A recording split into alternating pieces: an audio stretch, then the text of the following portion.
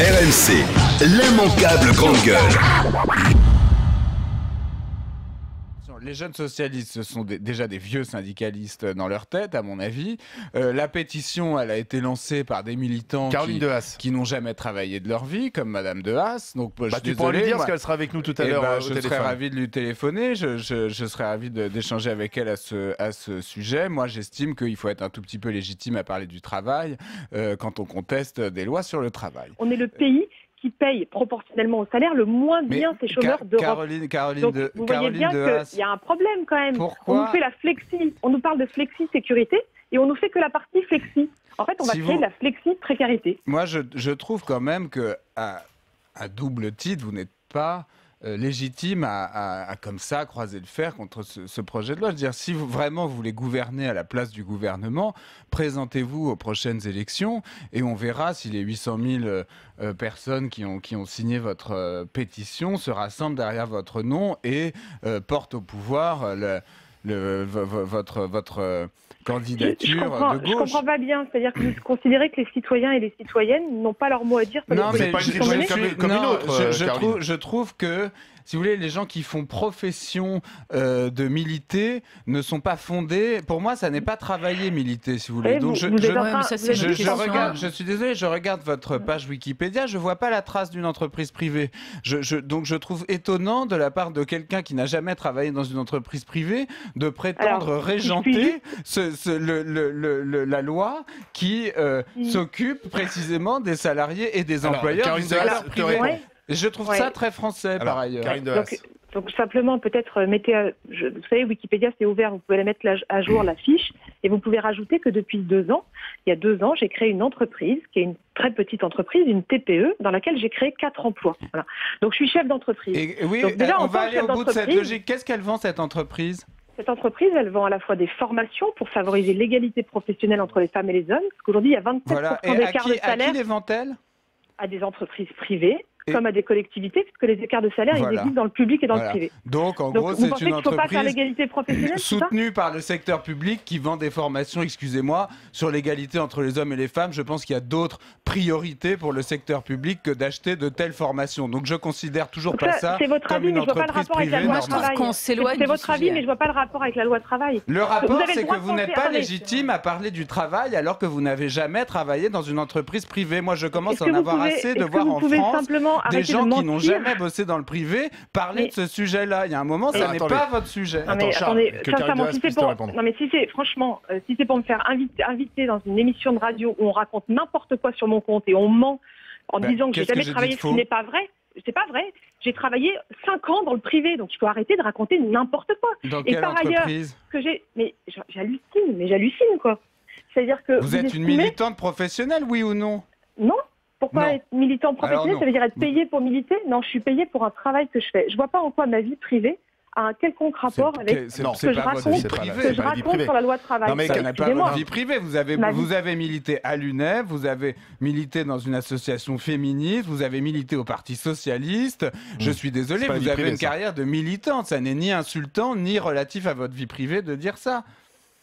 Je trouve ça très méchant. Je trouve que ce serait plus intéressant vraiment du sujet. Ce serait plus intéressant, si vous voulez, si votre combat était porté par un patron d'une PME, par exemple. Oui, mais en l'occurrence, c'est réellement...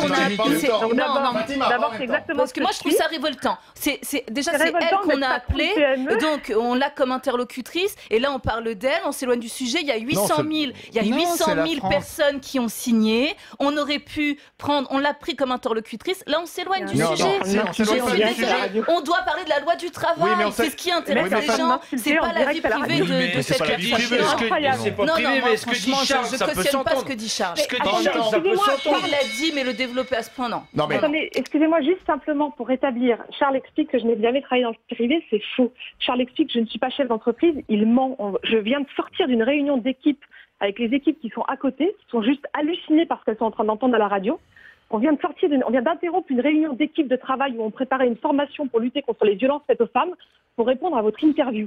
D'accord. Je suis scandalisée. Je suis désolée, je suis scandalisée. Non, Caroline Dehaas, on peut aussi s'interroger sur savoir. Attendez, Caroline. Caroline, on peut. Et vous nous insultez. Non, c'est pas insulter. C'est pas vous insulter. C'est pas vous être insulté. Vous rentrez dans le débat politique. À un moment donné, il faut être cohérent. Qui lance la pétition, c'est normal. Parlons de cette loi travail. Ne parlons pas du travail de mes équipes et des équipes que j'ai recrutées dans mon entreprise. C'est quand même incroyable. Alors, Caroline Dehaas, c'est important de savoir qui aujourd'hui s'oppose à cette loi. On sait que c'est avant tout plutôt des militants de gauche. Vous avez d'ailleurs travaillé au cabinet de Najat Vallaud-Belkacem. Vous étiez plutôt de cette famille-là, de cette sensibilité. C'est intéressant de savoir qu'au sein même de la gauche aujourd'hui, il y a quand même, on voit bien, deux familles d'idées. Il y a celle défendue par Valls, plutôt social-libérale, et puis celle que vous défendez. C'est pas atteinte à la vie privée de le dire. C'est normal d'en parler. Moi, les questions que j'ai envie de poser à Caroline Dehaas, c'est, par exemple, est-ce qu'elle attend le retrait total, ou alors est-ce qu'ils peuvent se contenter d'amendements? Est-ce qu'à la fin, plein d'amendements, ça fait une loi, c'est ni fait ni à faire comme d'habitude? Donc j'aimerais qu'on parle de ces questions-là. Plutôt que de son parcours, là, Charles, je suis surprise. Caroline Dehaas a dit qu'elle voulait le retrait. Le retrait total, donc pas... Ok, j'essaye de pas faire beau. Oui, allez-y. Il y a deux éléments dans ce que vous abordez. Il y a d'abord la fracture au sein de la gauche, qui sincèrement la charge a quand même été lancée très frontalement par Manuel Valls lui-même, qui a expliqué qu'il y avait deux gauches irréconciliables. C'est un des premiers à l'avoir dit. Donc cette fracture au sein de la gauche, bien sûr, mais vous avez raison, elle existe, elle est réelle.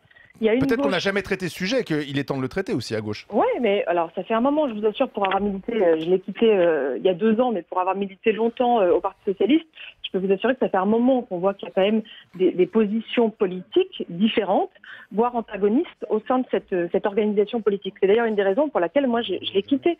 J'avais le sentiment qu'on n'arriverait pas à créer un projet politique ensemble.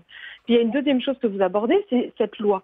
Cette loi, évidemment que le travail parlementaire va avoir lieu, qu'elle va sans doute être transformée. Ce qui nous inquiète en profondeur, et c'est pour ça que la pétition et que les 800 000 personnes, plus de 800 000 personnes demandent le retrait, c'est à la fois les mesures, le fait par exemple qu'on puisse fractionner les 11 heures de repos consécutifs pour les cadres au forfait, c'est quand même 1 million de personnes en France, ça nous inquiète. Par exemple, les journalistes sont particulièrement concernés, mais ce qui nous inquiète aussi, c'est la philosophie telle qu'elle a été portée par Manuel Valls de ce projet de loi, qui vise simplement, je termine là-dessus, à faire quoi? À inverser ce qu'on appelle la hiérarchie des normes. Tous les salariés qui bossent dans une entreprise privée le savent très bien, leur accord d'entreprise est toujours là pour éventuellement améliorer la loi. Il ne peut pas aller en deçà des droits qui sont définis par la loi. Par exemple, la loi vous garantit que quand vous perdez un proche, vous avez le droit à 2 jours de congé.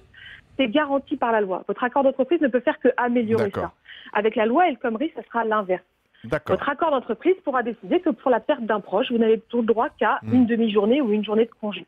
Ça va créer des inégalités dans le monde du travail et ça va créer de la précarité. Je ne vois pas en quoi le fait de réduire le nombre de jours de congé quand on perd un enfant ou un parent a un quelconque truc à voir avec le chômage. Merci Caroline Dehaas, merci d'avoir réagi ce matin dans les grandes gueules. RMC, 1, 2, 3, 4. l'immanquable grande gueule.